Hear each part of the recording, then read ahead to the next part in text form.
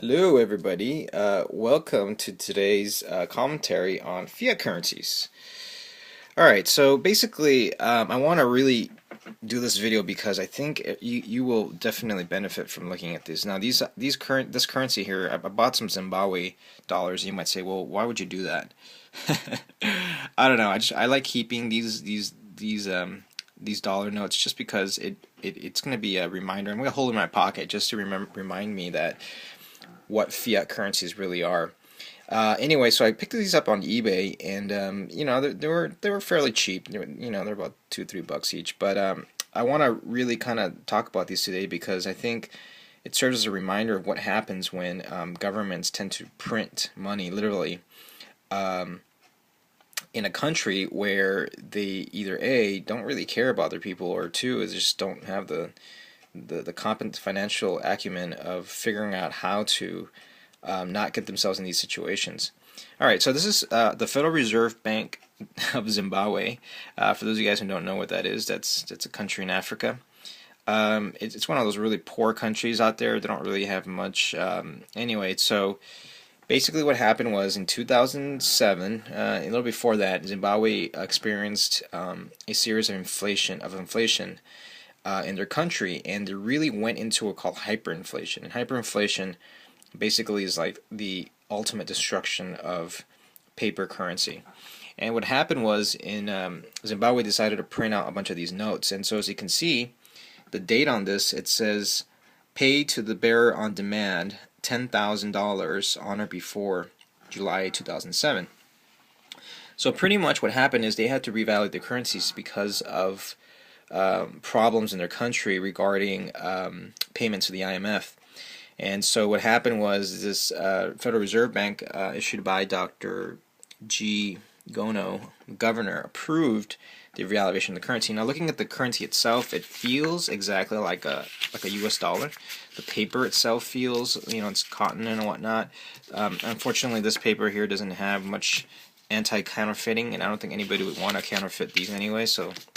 But pretty much it's really easy. It looks really easy to counterfeit on top of that, but the paper in itself is pretty much got two pictures. It's got a picture of what is this, a rock with two trees on it, and then it's got there's no picture on the front. So this is how literally they're like a fly-by-night, overnight printing.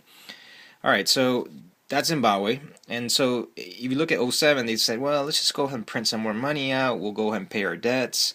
Everything's fine and dandy. Whatever loans we owe to other countries, we'll just go ahead and reinflate the currency, and with the new money, we'll pay them off. Well, unfortunately, that story didn't hold too well, because the next year, Zimbabwe decided to reinflate their currency one more time. And so what happened is they went ahead and experienced what we call hyperinflation. Now this time around, they got a little smarter, and they said, well, we're just going to go ahead and let's tack on a couple more zeros. Now take a look at this really quick. I'm going to zoom this in here. $50 trillion. That's correct. You see that, right? This is an actual currency that was used in 2008, and I guess you can see that the year there. But what happened was Zimbabwe basically had no room to run. They basically had to keep on printing because they couldn't pay off their debts. And on top of that, the country experienced prices for everything literally skyrocketing. People didn't even want these currencies. And this is actually a brand new note that was not even circulated in '08. And I guess whoever sold it to me was able to get a hold of these brand new notes. But, look, it's got the serial number on there. It's got a picture of 3 rocks. And it's got a little security feature right here, which I don't know what that is. Picture of a cattle and some wheat and whatnot.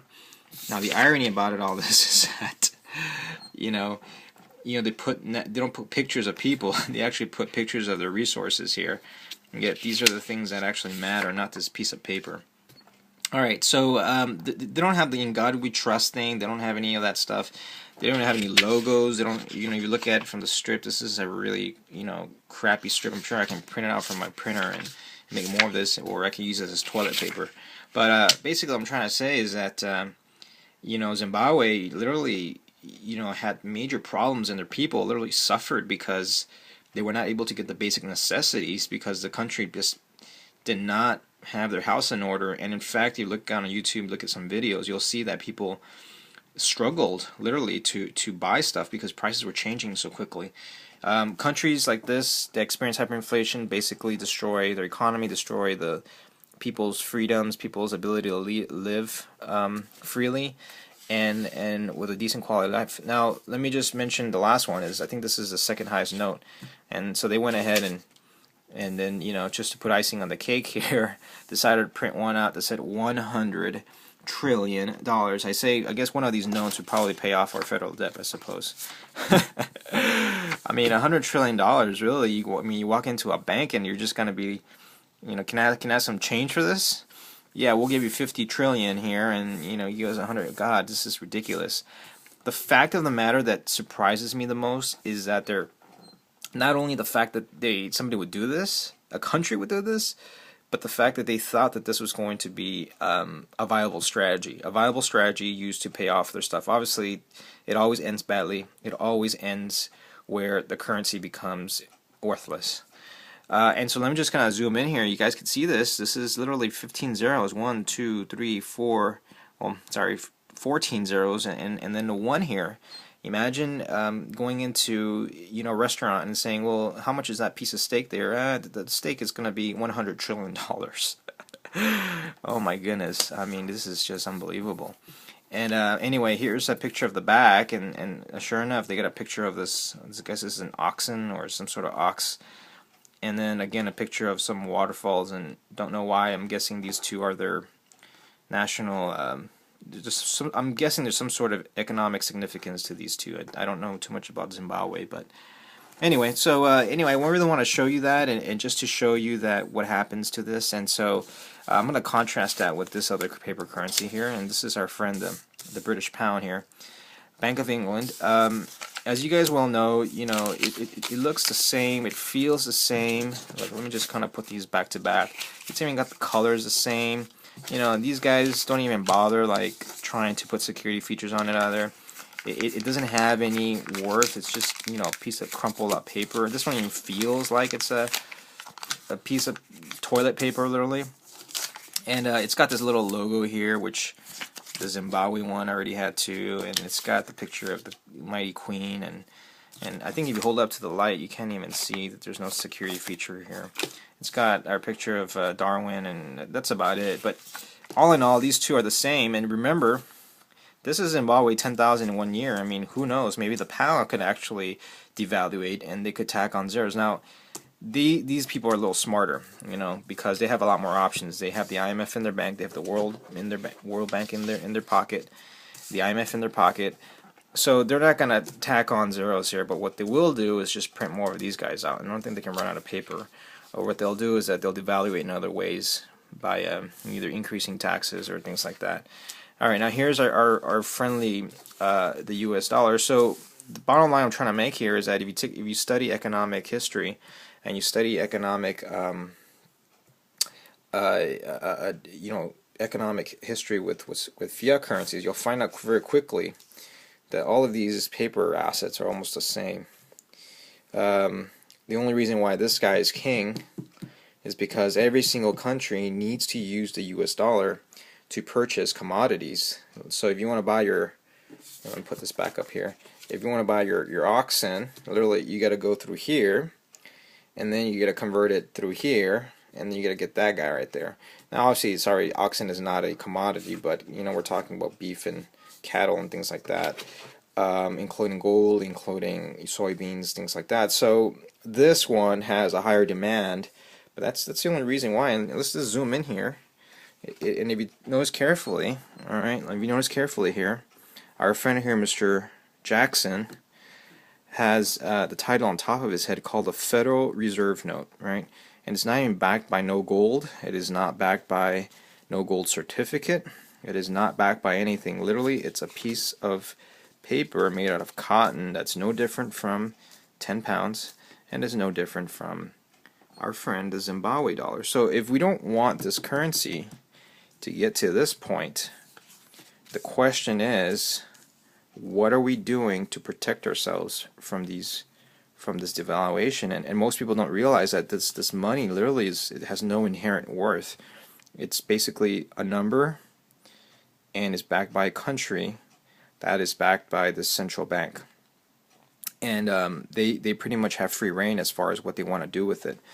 Now they've been talking about counterfeiting and whatnot. And the only reason why they do that is because there's a demand for this currency, because these other ones are not as highly regarded. But remember, the British at one point was the reserve currency. They were the ones who dominated the globe, and they actually had everything was priced in pounds at one point. Now, probably not as sophisticated as what we have today, but pretty much the pound was the go-to currency, and that went away. That went away, and so now we're down to this guy right here. So anyway, so it says in God we trust, and I usually look at this with in God we trust. Technically, it's not really God; it's basically our friend Mr. Bernanke and his Federal Reserve note. And that's it, guys. So pretty much think about that next time, and think about really what we're doing here in terms of metals, in terms of currencies. And I don't want to, have any ill will to the great old USA here, but I mean, the reality is that it took me a while to realize, why is the dollar the reserve currency? Why is the dollar more valuable than this guy right here? Is it because there's more inherent worth? Is it because we're backing it by something? And unfortunately, this country really has not had anything that's convincing to tell me that's no different from or than Zimbabwe. And obviously, Zimbabwe is like this third world country. But remember that the pound, I held on this note for a while, and this is, I got it from when I visited England. But let me take a look at the year here. Let me see if I can find it. But I kept this one, and I can't use it here in the U.S. Wow, this thing doesn't even have a year. Wow, that's even wonderful. But anyway, this one doesn't even tell you when it was printed on. But, I mean, it was a while back. It's unbelievable. This paper doesn't even tell you when it was printed on. Anyway, so bottom line is that this 10 pound is worth less than when back in 12 years ago. I held on to this thing for 12 years, and it's literally just toilet paper to me. But anyway, so basically just keep on stacking, keep on looking at alternate investments. Paper currencies are not the way to go at this point. You can make your case about I need money to pay for food, and I need money to pay for goods and services. That's true. That is true. This currency allows you to do that. It's highly liquid. But I feel that eventually these things, people are not going to want them, because literally they are eroding in value every single year.